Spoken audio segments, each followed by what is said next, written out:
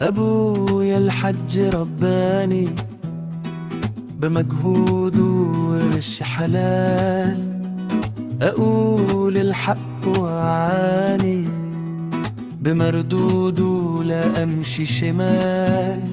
وفهمني وعاني ورد عليا كل سؤال، وحببني في اخواني وكل الناس وعم وخال.